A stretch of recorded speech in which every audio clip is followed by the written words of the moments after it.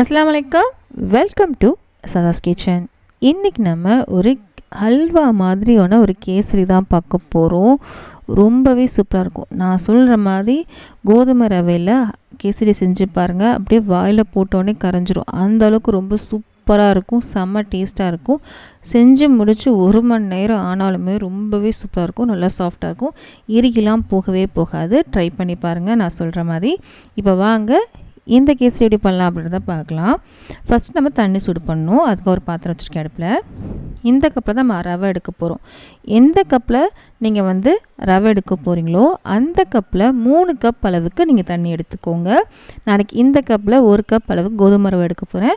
அதுக்கு 3 கப் அளவுக்கு தண்ணி எடுத்திருக்கேன். இதை நம்ம தண்ணி சூடு பண்ண போகிறோம்.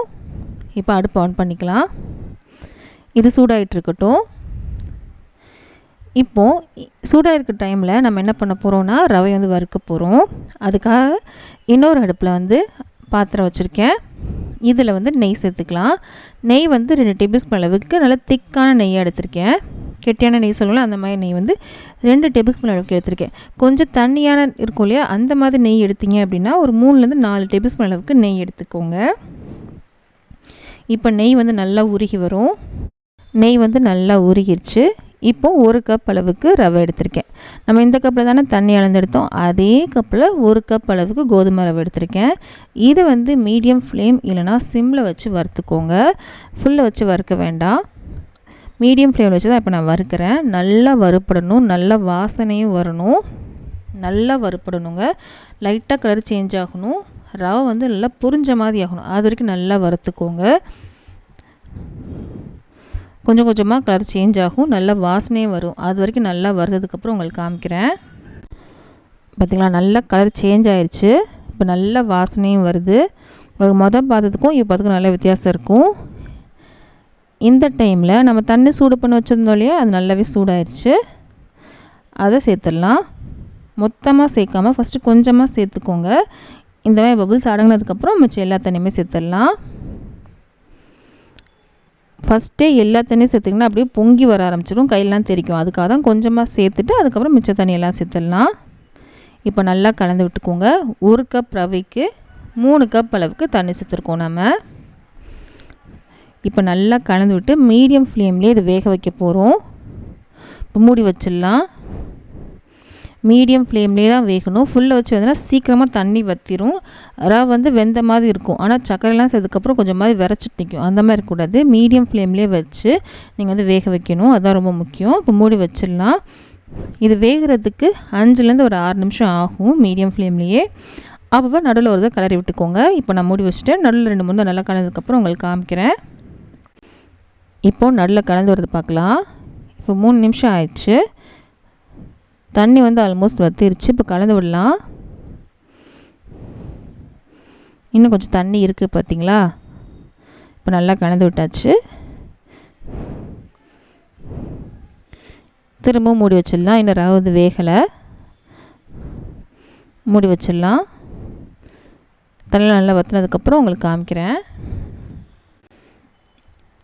இப்போது ஒரு 6 நிமிஷமாக வந்துட்டுருக்கு. இப்போ தண்ணி நல்லாவே வற்றிருச்சு. ரவையும் நமக்கு நல்லா வெந்துருச்சு. இப்போ செக் பண்ணி காமிக்கிறேன் உங்களுக்கு. டபுள் சைஸ் ஆயிடுச்சு பாருங்கள். இப்போ வெந்துருச்சான்னு செக் பண்ணி பார்க்குறேன்.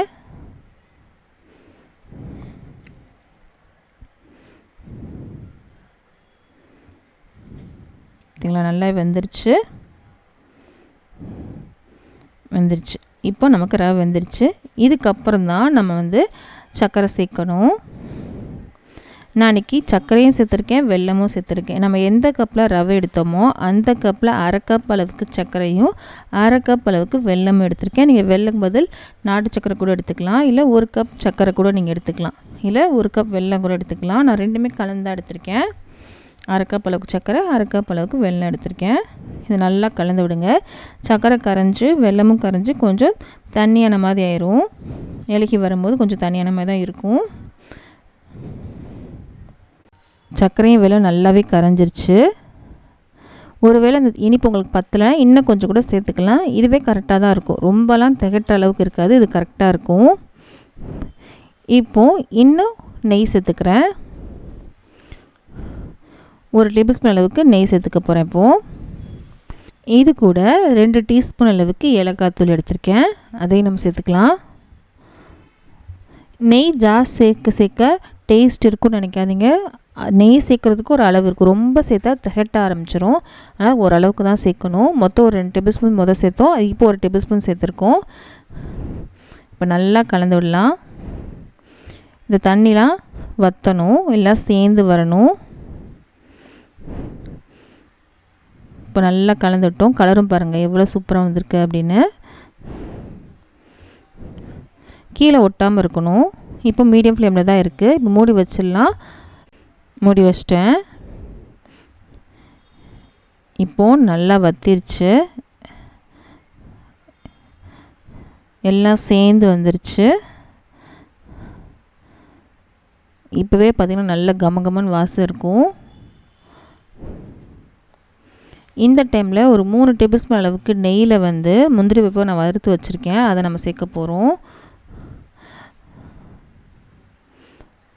நெய்யோடையே சேர்த்துருங்க. இதோட சூடாக சேர்க்கும் போது உங்களுக்கு நல்லா இந்த மாதிரி வரும். இதை அப்படியே நல்லா கலந்து விட்டுட்டு அடுப்பு ஆஃப் பண்ணிட்டு நம்ம என்ன பண்ண போகிறோம் அப்படின்னா, அப்படியே மூடி வச்சுக்க போகிறோம். ஒரு 5 நிமிஷம் வரைக்கும் அப்படியே மூடி வச்சிடலாம். 5 நிமிஷத்துக்கு அப்புறம் அப்படியே எடுத்திங்கன்னா அப்படி ஒரு அல்வா மாதிரி வரும். பாருங்கள், எடுத்து காமிக்கிறேன் பாருங்கள்.